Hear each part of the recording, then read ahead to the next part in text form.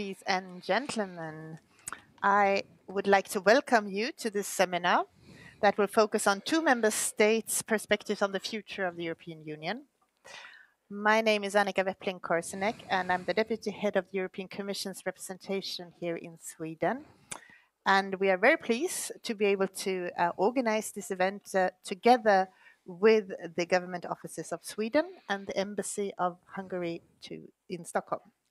And I would like to thank these partners for our great collaboration and to have made this possible.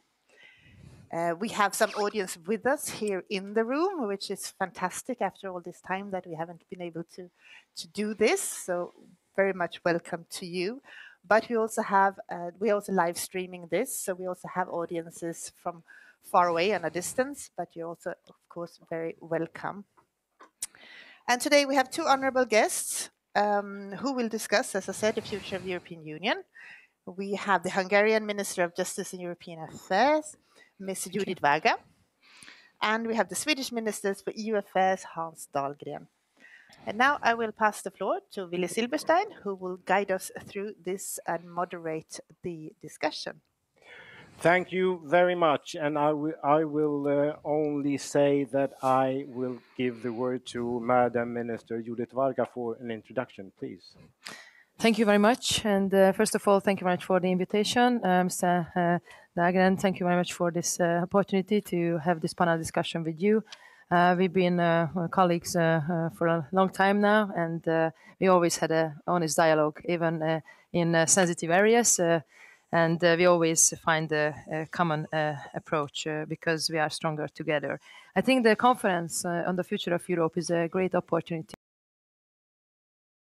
continent. And I'm saying this as a member of a so-called newcomer member state, because for our countries, this is the first time in history where we can also have a say in how the framework should look like, where we are cooperating with other member states. Because before we had to accept an already established framework of the cooperation, but now we are at a new era, and we are approaching common challenges together. I think the Brexit is an important lesson to learn. We need to face it with all the bad and maybe very bad outcomes, because we are all sad to see a strong member state leaving the club, but we accept the democratic decision. But also the EU must learn from all this lesson what Brexit meant for the whole continent. And I think we must use this opportunity to focus on citizens' everyday lives, what is important issue for them. So I would like to focus on being very pragmatic and practical, and to focus on those areas which build bridges between member states and not wedges, and does not dig further gaps, and try to rebuild that trust, which is the key driver for the common success. Earlier in the talks with the minister, I already quoted from the treaty, Article 1, when the member states actually are establishing the European Union so that they can be together much more successful than they would be individually. And to strive for this common success, they are sharing certain competencies which in the future they are together exercising.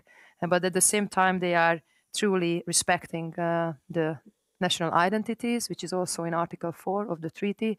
So I think if the continent, if this club, if this European Union is able to always respect this kind of balance, to strive for common approach, for common goals, common successes, and to preserve peace for the continent for the next hundreds and thousands of years, but at the same time also being respectful towards the diversity of the member states, towards the national constitutional identities, and each day in the framework of the fruitful and mutual respectful dialogue, we can always find a compromise, how we can go further, then the continent will still remain the best place on earth to live. You all know that the Hungarian government was very blunt and straightforward, and the government actually published its 7-point concerning the future of Europe discussions.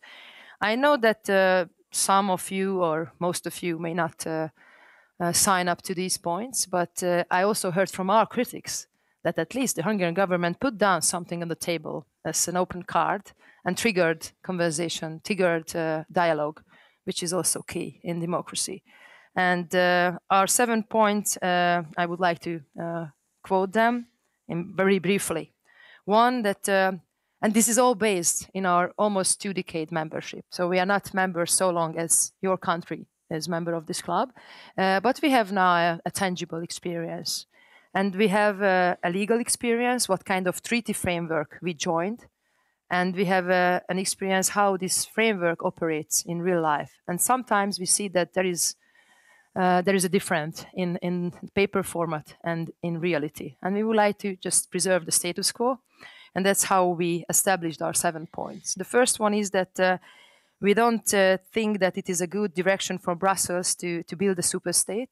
So we do not believe that to overcome the states and the member states, let's say the nation states, is the right direction forward, because, for example, no one has given any mandate for this. So the ever closer union concept should be, not detrimental to the diversity, to the united in diversity concept, which is the motto of the European Union. So we say no to a European empire.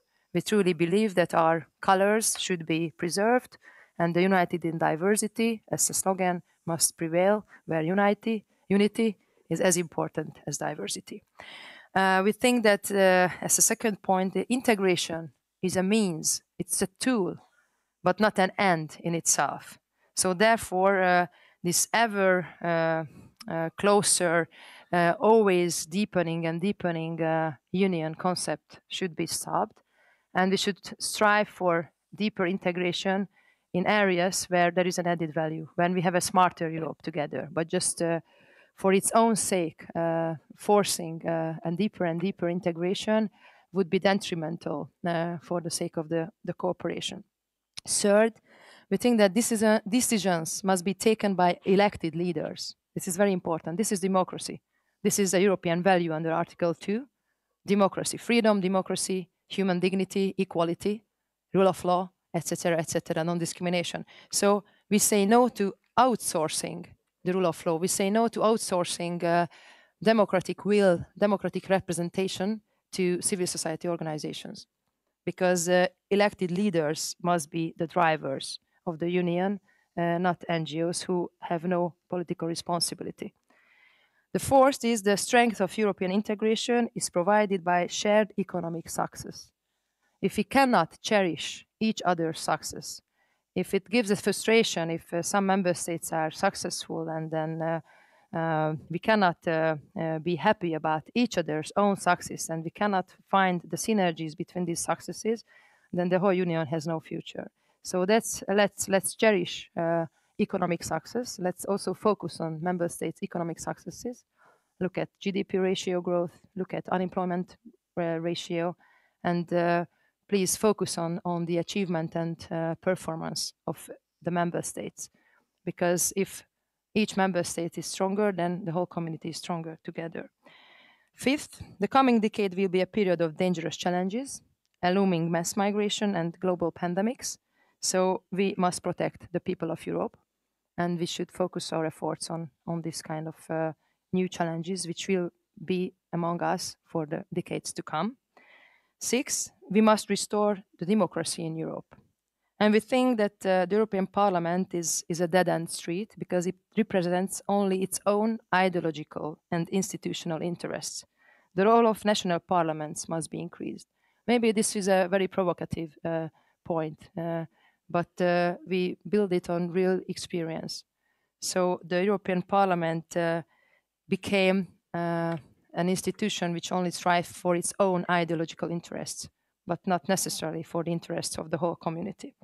And ceterum censeo, Serbia must be integrated as a member state of the European Union, because we do believe that the European Union has much more interest in integrating the Western Balkan countries than they themselves have as an interest. Thank you very much. Thank you. And I now give the word to Minister Hans Dahlgren, please.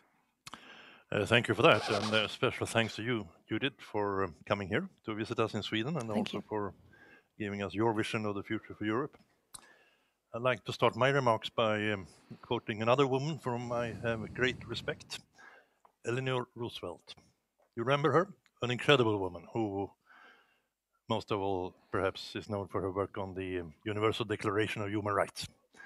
And she once said that, quote, "The future belongs to those who believe in the beauty of their dreams," unquote. And I think that's powerful, and that's relevant also for this discussion about the future of Europe.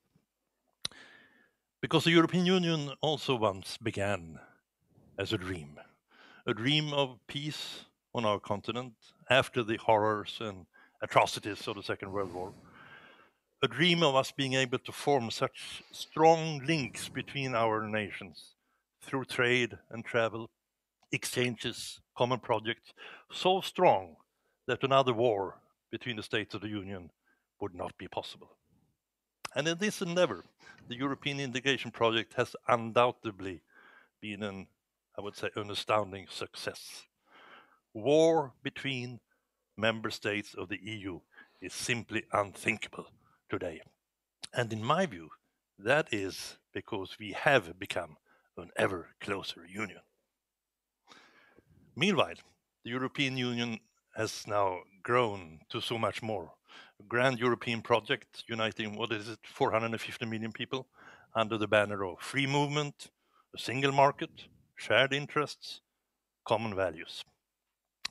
I think that this union actually is an incredible achievement, something to be quite proud of, also for us who joined it later than others.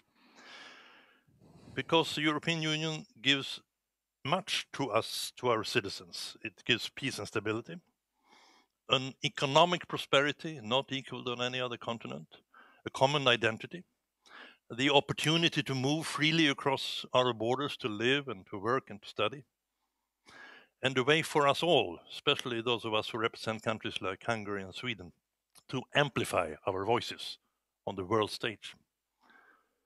But of course, now we're here to talk about where we are headed, and about the European dreams that we carry today. And like Judit, I believe in a practical approach. The EU must, above all, provide concrete solutions to the daily problems that many of our citizens are struggling with, and that cannot be dealt just within our own borders. And this could include a long range of issues, including how to strengthen the single market or giving the EU more clout on the global arena.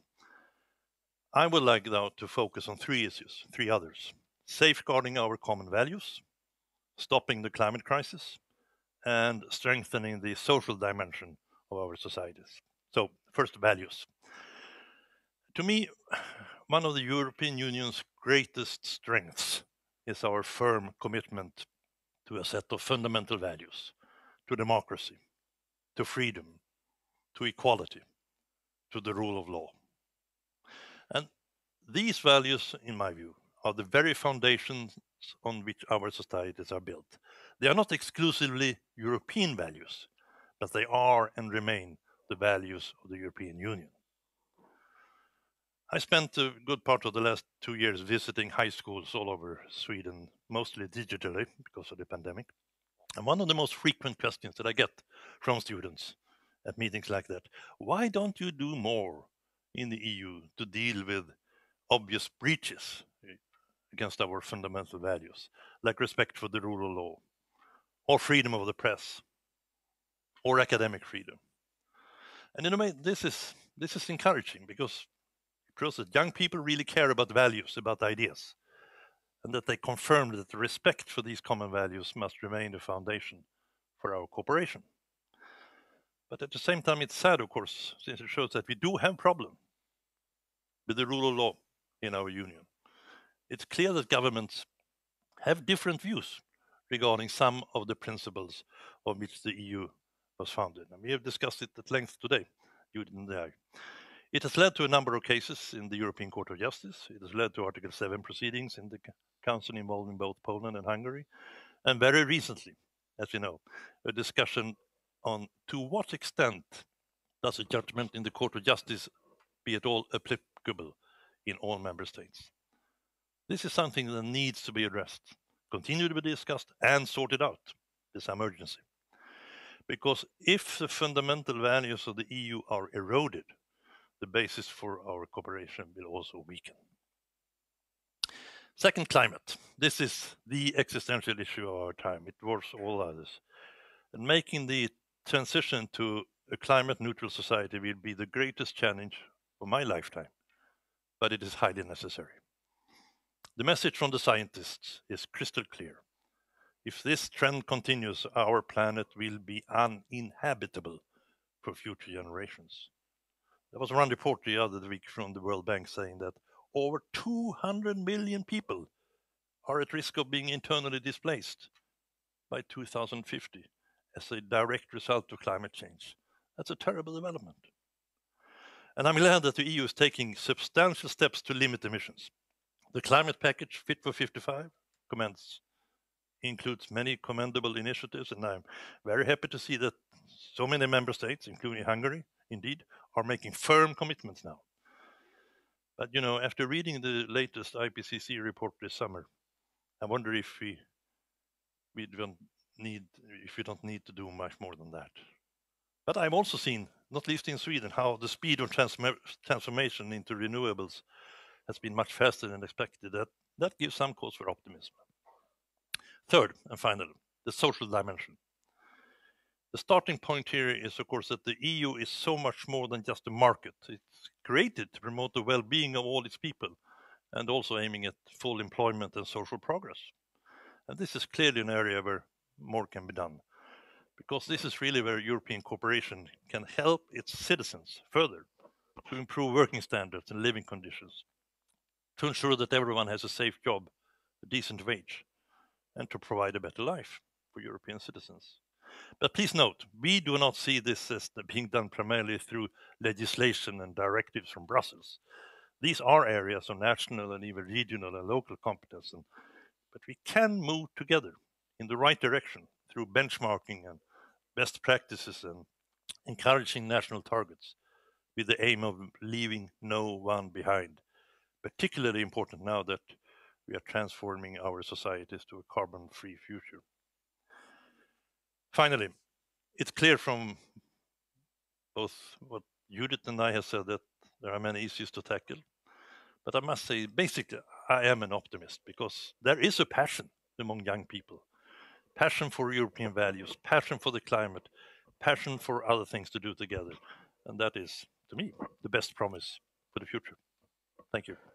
Thank you very much, Hans Dahlgren. I will now ask a few questions, and after a while, I will also welcome questions from the audience. Judit Varga, you said there is or has been an honest dialogue between Hungary and Sweden. My feeling is in diplomatic circles, that is a way of saying you have quite various opinions. Is that correctly interpreted? There can be various opinions in every field of cooperation. But do you think Sweden and Hungary stand far apart when it comes to the vision of future of Europe? I think if we look at the pragmatic side, yes. For example, when it comes to strategic autonomy of the EU, when it comes to climate fight, I might say here that Hungary also leads by example because we already overachieved the Kyoto targets based on 1990 levels. You know, we only had 20% and we are above 33%. So we are on a good path, although we are not putting it always in the main titles, but we try to be silently just doing our homework.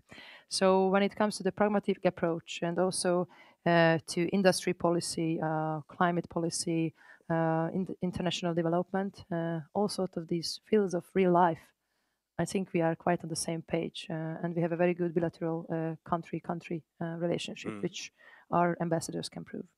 And Minister Hans Dahlgren, do you think you have a vision of the future of Europe that is quite close to Hungary, or is it a wide gap, or what do you see? It's divided into two categories, I would say. First, the practical approach that both Judit and I spoke about is similar. We want to find ways of cooperating and ways of improving the lives of European citizens through our common institutions, through our common decisions in areas where we need international cooperation. And this whole idea of open strategic autonomy is one example. The climate issue is another example. Security for our citizens is a third example. There we can do a lot together, and we have worked together on these issues. Then there is the other issues that we spent a lot of time talking about today, which is the whole area of rule of law, where we do have differences. And of course, as you know, for example, Sweden has been one of the main advocates between the conditionality mechanism that hopefully soon will be materializing in practice as well, while both Hungary and Poland have opposed this. And now we have very different views as to the relevance of such an instrument. But we can still continue discussing it and be friends together. And do you see a superstate, EU superstate, being formed in the near future? No, I do not. But I do believe in the concept of ever closer union, in the sense that we will continue to form these bands between our peoples on our continent, so that we will continue to make war between our countries unthinkable. The European Union as a peace project is the one that is closest to my heart. And you, Judit Varga, you do fear that EU is on its way to become a superstate. Why? Yes, there are evident proof for that, like the ever-looming enlargement of competencies, even without the unanimous consent of the founding member states and also the newly joined member states.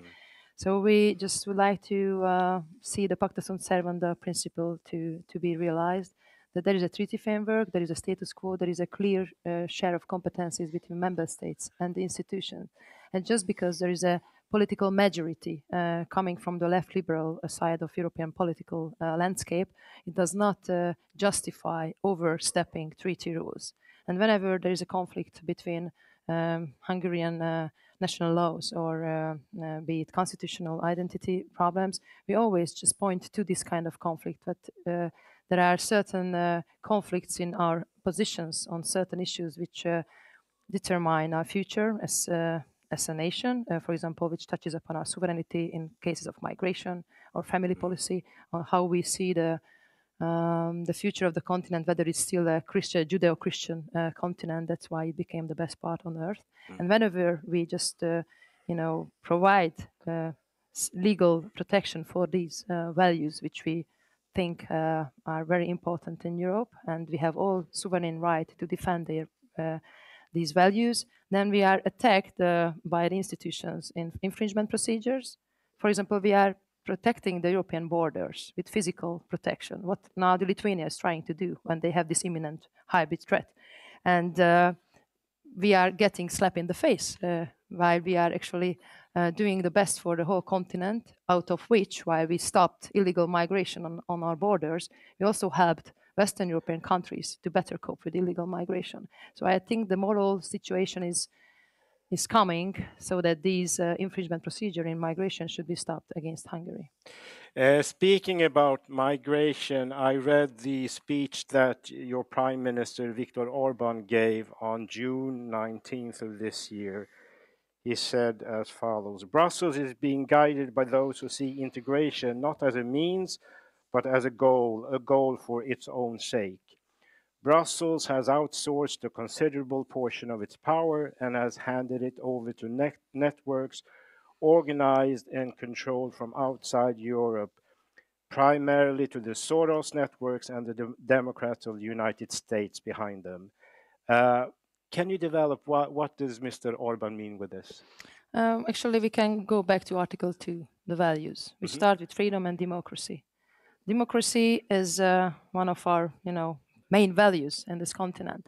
And the democratically elected governments and political leaders have the right to represent for 4 years or 5 years, depending on state structures, the will of the sovereign nation, or sovereign people, or voters. So this is the core value. This is the true democracy. And it means that you have to form a political party. You have to enter the political ring with all the pros and cons. But then if you went through a process and you gain the sovereign empowerment from your voters, then you have the right to represent them either national level or at European level. Now we have the NGOs who were never actually entrusted with this kind of sovereign right to represent anyone. And just because they have a very strong network and just because they have a lot of money at their disposal, which was also acknowledged by European court decisions when they stated that, yes, there exists a category of NGOs, civil society organizations, who, because of the financial means at their disposal, they are able to influence public discourse, public discussions and public debates. They must be fulfilled with higher transparency rules, for example. So you mean what I'm saying? It is not enough to have money. It is not enough to have big networks. It is not enough to have big impact in the media. You have to be democratically elected because this is the European value. And that's how only political parties and only elected leaders have the right to say at the negotiation table in the Council. And what we see, the European Commission is, at least with Mr. Juncker, when he entered into office, he said, I want to be a political commission. It was a historic mistake because the European Commission is actually the executor of the will of the member states, because the member states are the political leaders in this European Union, and the European Commission shall not have its own political agenda. It should just implement what the leaders unanimously saying to this. So this also connects because the Commission is outsourcing its responsibility to NGOs. It says, oh, it's not me saying this, this is the civil society. But sorry, this kind of NGOs have never had any kind of empowerment from the people. Hans Dahlgren, do you agree the NGOs have too much influence? I don't really buy this theory or that we in the governments or that the institutions have outsourced our decision-making to outsiders, either non-governmental organizations or media or opinion builders or formers. No, I don't think so. I think it's important for government leaders to listen to non-governmental organizations, but to do it with a critical ear. Yeah, but and of course make their own decisions. Should there be more transparency when it comes to looking at the NGOs? I have no problem with this transparency. I'm all in favor of transparency. I don't think that there's any reason to not be transparent. But do we buy their message too easily? I don't think we buy it too easily. No, I do not. I think we make a sound judgment. We try to at least to see whether this is a relevant point of view, and if it's based on the facts. We're checking the facts. That is what we should do. There may be mistakes from time to time. That's certainly possible. But there's a main reason for why the European institutions and the European member states, many of them at least, go in one specific direction when it comes, for example, Article 7 or this conditionality mechanism. I don't think that can be blamed on the NGOs. That's what we think is right. Yeah. It's a conviction. Do you want to comment? Let's put things here into the right order, because Article 7 procedure was triggered by a political body, because per definitionem, by default, the European Parliament is a political body. So they had a certain majority back in 2018 September, which is a clearly left liberal majority.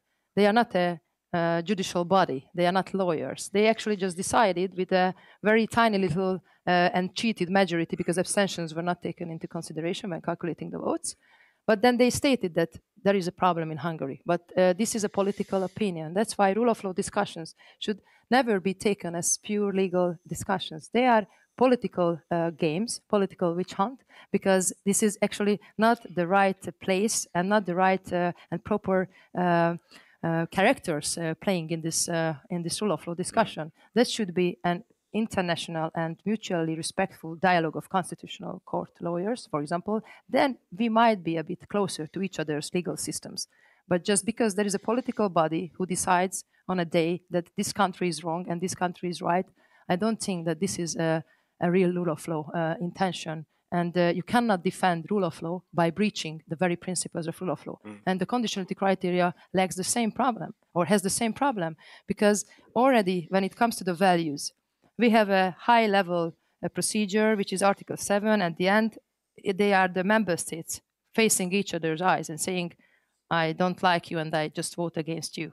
It should not be outsourced to NGOs' opinions, to Commission reports, which highly lacks a lot of methodological problems. Double standards are there in the reports. And in the case of Hungary, overwhelming majority of the resources to which they refer are just NGO statements. No one actually analyzed with a critical glass. So this is the problem, that rule of law today is a tool for realizing political will.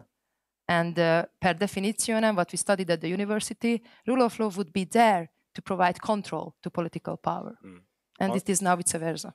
Hans Dahlgren, do you want to comment this? Or? Yes, this is a good illustration of where we really look different at these matters. Yes.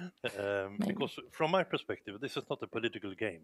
This is not a political witch hunt. This is, let's take this example of the Court of Justice of the European Union saying to one individual member state that your court system is not up to the standards that we expect. Because we need to know in all other member states that the court system in each individual member states of the Union is independent. It's not up to the leadership of the particular political influence. And therefore, our single market and all other cooperative ideas that we have all around the Union is also dependent on having independent court systems in each individual member state. Therefore, it is, according to my view, a matter not only for the individual member state, whatever tradition it may have, but also for the rest of us to pass a judgment on the respect for the rule of law in all member states. That's my take. I would also like to ask a question on the fact that in Poland there was a court decision saying that Polish law is above EU law, and Hungary supported this. Why?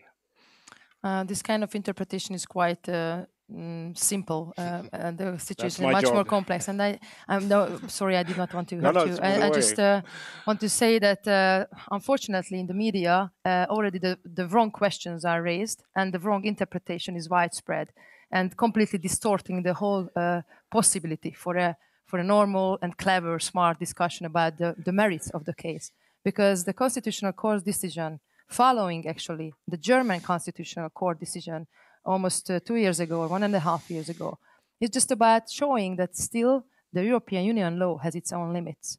Because when I started with my speech that we shared some competencies for the sake of common success, there still remains some part of national sovereignty which has never been conferred to any institution, never been shared. They still belong to us. This is our core sovereign territory. And whenever any constitutional judge or any judge in the European Union is applying a law, first, she or he has to examine whether dealing with shared competencies or sovereign competencies. And when it's about shared competencies, then we are applying union law. And it's obvious that union law shall prevail. This is crystal clear. But only on those areas where we can talk about European Union law. And when there is no European Union law, we cannot talk about any kind of primacy. That's why the whole interpretation is distorted. And in this case, yes, there is an ever-looming enlargement of also the interpretation of these competencies. This is the so-called Kompetenzfrage in the German law literature. Because who has the competence to decide on who has competence to do this and that? And we know that if you are European lawyers among us, that every national judge is at the same time a union judge when applying European Union law. So the first step is always the check whether I'm dealing with European Union competence, so union law shall prevail, or I'm dealing with national competence, so national competition or national competent law shall prevail. And this was actually just said in this Constitutional Court decision. There are limits to this power because there are rules in the treaty. And this is just a warning for all of us. And I surely believe that this interpretation is also shared by many of us, but unfortunately, the media does not let us to be heard as wide as possible. Hans Dahlgren, do you interpret the decision in Poland the same way that Hungary does? I see the decision in Poland as being an attempt to draw a line where they have the right to decide by themselves how to design their court system without interference from the rest of us. That's how I interpret it. And I can say exactly what the European Commission said in its statement the same day that this court decision was announced, that all rulings by the European Court of Justice are binding on all member states' authorities, including national courts. And that's a very basic principle in European cooperation, I think. So I stick by that. And do you think, Hans Dahlgren, this may turn into a big problem within the EU? this decision and consequences of it? I think it already is. Yeah, but do you think it will get bigger and be more of an obstacle? Depends on how people act and how we have this discussion. I think it's been fruitful for me to have a discussion today with Judit Varga to understand the Hungarian position. Yeah. I was in Warsaw last Monday. I talked to Konrad Szymanski, who's the EU minister there. I think that is helpful to get a better understanding, but it doesn't solve the issue right now, because this has to be something that primarily the Commission will have to consider very carefully what is the next step they want to take in light of what has now been decided in Poland, which has the support, as we heard, from Hungary. And Judit Varga, what do you think will happen? I don't see any problem here. And I think if we are brave enough to be sober enough and not to give in to the overwhelming pressure of the liberal media that there is something very problematic and this is the end of the world, this is nothing happening. The Constitutional Court of Poland only drew the only possible conclusion by interpreting the treaty and interpreting the conflict between European law and national law. This can happen in any member state. We should just take the consequences, close out the media attention from this, because this is the problem, that there is such a big pressure from the media, from the left liberal media on every politician, and also the European Commission. They have to give statements like this to satisfy the media attention and the media need. I think we should remain sober, we should remain calm. Nothing happened. And if you don't exaggerate the situation, this calmness will just help the EU law to survive. Otherwise, we will give in to the supranational, ever-looming enlargement of competencies, which is truly and completely illegal, because it is not written in the treaties. Whenever we are talking about judicial systems, we have a very, very fruitful conversation about Swedish and Hungarian judicial system. And I wouldn't like to go into details, but when it comes to the structural and systematic independence of courts, I might say that in Swedish court system, as a Hungarian, I would say some problems when it comes to the structural independence, because this is not truly independent from the executive. But this is the tradition of Sweden.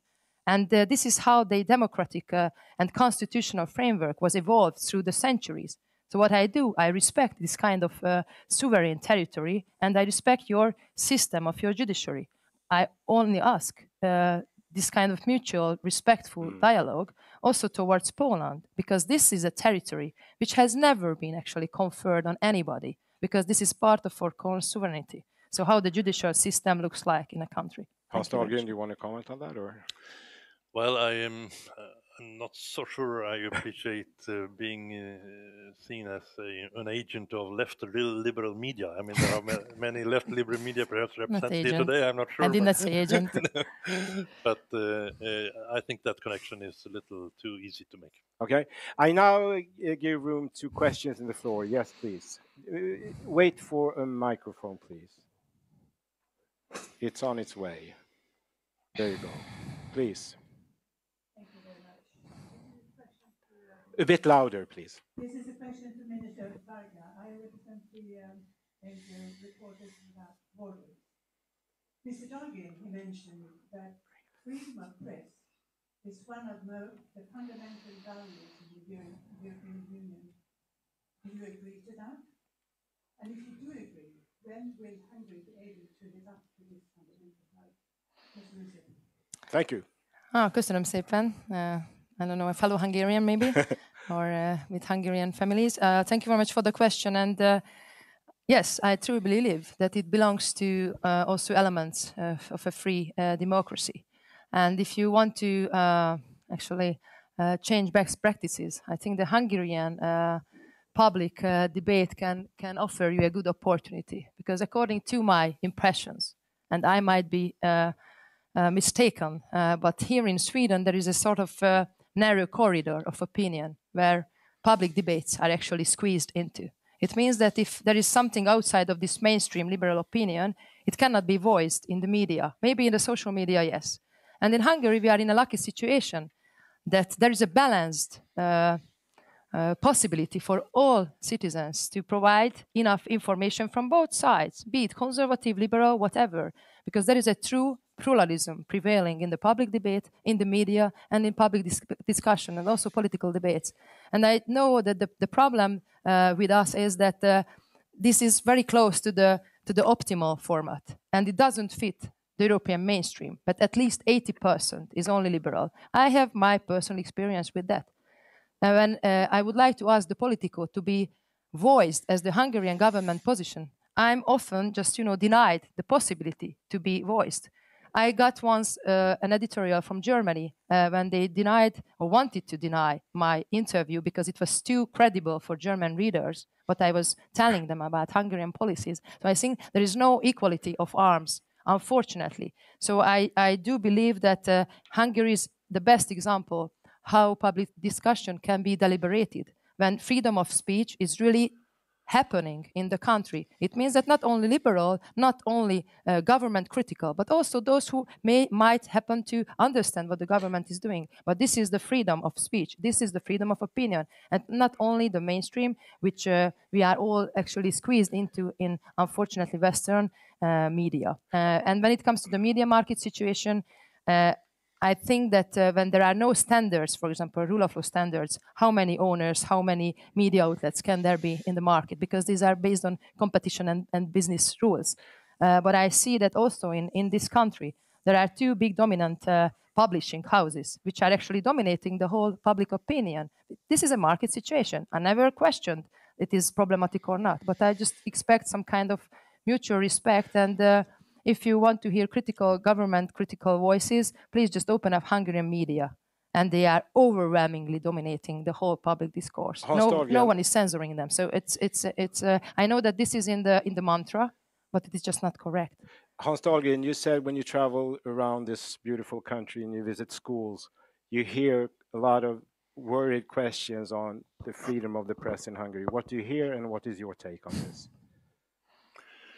What I hear is not specifically so much about the press situation, even if that has been mentioned. It's more the general picture. But I must say that, if you just look at the report this summer from the Commission on the Rule of Law in each individual member state, there is a mention of media pluralism remaining at risk in Poland. In Hungary. Excuse my mistake there. But I must still say that we could certainly benefit from even more media pluralism also in this country. It's a market issue, perhaps partly, but it's also a policy issue, and we try to support as pluralistic media landscape as possible. But what I cannot accept is that we have such a narrow corridor of opinion in Sweden. That is not true. We have a very vital debate in our parliament, in our regional associations, in our local party organizations, in our local communities, in the press, in the social media. You can find so many different views in this country that to try to put this together into one narrow corridor is simply not a correct description. But can I ask you, because in the question was embedded that there is a worry about for freedom of the press in Hungary. Do you feel a fear of freedom of the press in Hungary? I have no reason to doubt what the Commission has said this summer in its report about media pluralism, and that independent media outlets and journalists continue to face obstruction and intimidation.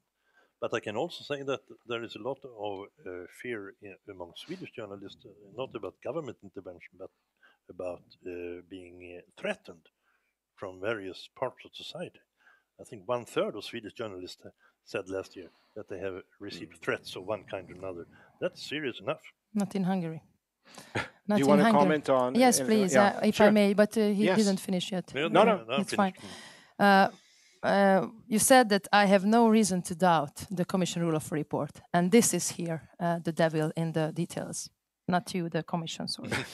Because this is an evil tool in the hands of the Commission. They are actually putting down 27 reports. No one is in the position in Europe, unless they are researchers, to look into the details. We made it. I have here my colleague. She has in her head all the comparative vision about each and every country's rule of law report. There is a mere double standards. There is no actually methodology which was actually previously unified by the member states, what we are analyzing. In the Hungarian report, they are actually using only NGO resources. And if the NGO, like Reporter Without Borders, states something, they take it as an evidence without criticizing it, analyzing it, whether it is true or not. personal opinions are inserted into the Hungarian report. Individual little cases are enlarged as if that would be the general rule. And this is the problem, and this is the devil tool, because, of course, everybody will say it because these reports go in the drawer, and they say, here is written, Hungary is a bad state because the Commission wrote it. And this is the cheating in the whole story. And we are not in the position to later to step by step convince each and every citizen and politician in Europe that, sorry, but it is double standard. It is not correct. There are a lot of false information in this report. And that's why I just would like to come back to your question that do you hear it in Hungary, that there is no freedom of the press or etc. Just please come to Hungary, learn Hungarian and read, open up every day the online media. And overwhelmingly, it is highly government critical. That's okay. This is democracy. This is freedom of speech. We have no problem with it. But I refuse categorically this kind of distorted opinion forming about my country. Okay, thank you. I know there is a question down here. Please give a microphone to this lady. Oh, just a second. We want to hear you.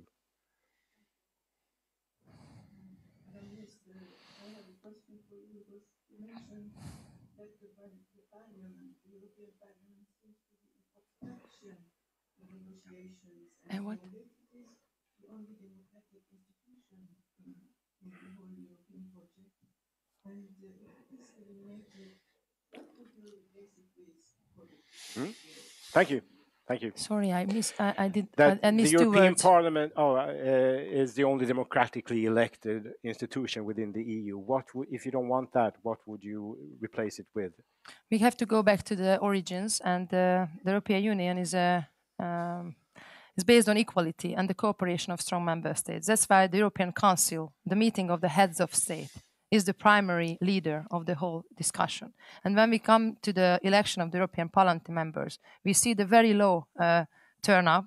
For example, citizens are not really engaged in what's going on there. And also, since this is also inter-terminal, there are already protest votes. And then NGOs are also influencing all this campaigning. So citizens who are active in this field, which are truly protestive to governments, are mostly represented in the European Parliament. So what would you like to have instead? Based on the Council of Europe system, national parliaments have delegated members. And it is functioning in the Council of Europe framework.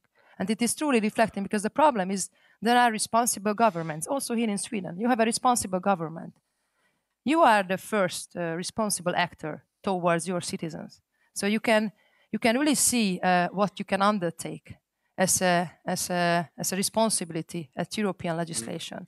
And whenever we are sitting in the trilogue talks, for example, it is often, the Council is much more serious because they really have the burden of imminent direct responsibility towards their citizens because they are governing that country. And the European Parliament, mostly influenced by a lot of NGOs and ideologies, they are, of course, free to irresponsibly drive the whole legislation into an ideological pathway. Look at just the climate talks. I already said everybody wants to save the world. But how a member state behaves at a climate negotiation at the negotiating table in Brussels is much more responsible because he or that member state knows that next day I have to provide jobs for my citizens. But when there is a Green MEP in the European Parliament, maybe being the rapporteur, having no governmental responsibility in the back, driving for such ambitions, which is unrealistic. But he has or she has no responsibility for that. This is the problematic. Hans Dahlgren, do you want to... I hope I can give you an answer. Do you want to replace the European Parliament? No, I don't want to, but sometimes I wish I could, because sometimes there are decisions and views in the European Parliament that goes quite contrary to what I would accept myself. But maybe they are right sometimes when we don't think they are right. I'm thinking, for example, of the climate issue that you mentioned. The view of the European Parliament was that we would need to reduce our emissions here in Europe by at least 60 to 65% by 2030, while the Council decided that at least 55. It may be that they were right. I mean, I'm quite convinced that it's not enough to go for 55. So we'll see who will be right. Very short. Very short. Just one example in the past. Do you remember the Volkswagen scandal? Yes. When the nitrogen oxide emission was actually unrealistic. because of the pressure from the European Parliament. And the industry was there saying we are not able to do it. There was the legislation forced through the whole procedure. It was an irresponsible decision. It was unrealistic. So the industry cheated so that they can meet it. So I think we should be a bit much more reserved. And I had been working in the European Parliament for 9 years, so I know what I'm talking about. I was advisor in environment. Thank you. Thank you. There's one question down here. Please hand the microphone to this gentleman. I don't know if we can make it. Yeah, please. Thank you. I'm Ambassador of Serbia, and first of all, I would like to thank Madam Minister and Mr. Minister for an excellent expose and for very inspiring debate. I would like to ask Mr. Minister a very simple question about enlargement. You know, that's the topic we discuss, you know, very often. On the summit in Slovenia recently, some member states proposed even the date, possible year 2030. What do you think about that, having in mind that candidate countries must do their own homework? Thank you. Hans Dahlgren. I don't like that at all, to put a date like that. I would hope that those conditions that need to be fulfilled to become a full member of the European Union can be fulfilled as soon as possible. And we are doing every effort also from the present member states to assist in that effort. But we can never accept to include in our membership group a country that does not fully respect all the fundamental conditions that the Copenhagen criteria are setting up, or that we can trust that these will continue to be fulfilled the day after they have entered the Union. So I cannot set a date for that, and I think it would be not very helpful to the process to have an artificial deadline. If you don't insist on, we will. I'm quite the contrary, so we should set a date. I think this kind of over-exaggerated requirement, which never enough, we are not good enough. It reminds me of our rule of law discussions, so I think they cannot be good ever. But we should stop this, and we should enlarge and welcome them as soon as possible. Okay, one more question down there with a microphone, please. Yes, I have a question for the Minister, for the Hungarian Justice Minister. On your views on the primacy of law again, how would you then organize the rule of law in member states when there is a conflict between EU law and national law? Because how can you ensure, under the premises that you have set, that citizens are not being discriminated if EU law has no supremacy? Okay. And then also I have to say that the German Constitutional Court did not consider primary law as ultra vires, but a secondary act. Thank you. Judit Varga, please.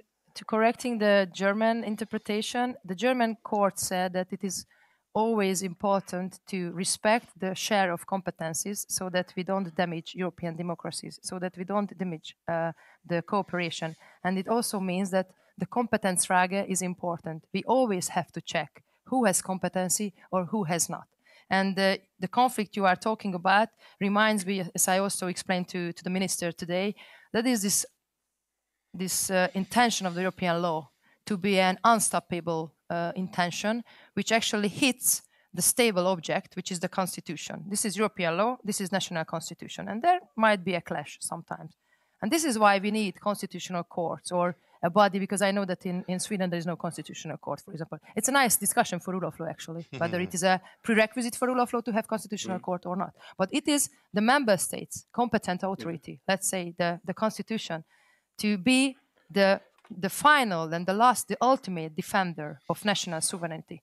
And these conflicts may arise. That's okay. There is no problem in it. There's nothing anti-European in it. It is also part of European law discussions, how we solve out this conflict. But this is the constitutional court in each member state who should say, this is the wall, and this is my sovereignty, and this is your European sovereignty. And in a normal discussion, when lawyers are discussing, this is no question. The problem is that politics entered this field. And it is spoiling and deteriorating the whole discussion. Okay, very short, Hans Dahlgren, please. Well, Just on your last words there, Judit, I think we have to accept that politics will be in the field. We are in the field, and we will continue to be in the field. And we can't leave this to lawyers only. Thank you. Okay, we're almost at the end of this interesting discussion. One last thing. When this audience, people watching us online, go to bed tonight and they think, I saw this interesting seminar, one sentence each, what would you like them to think?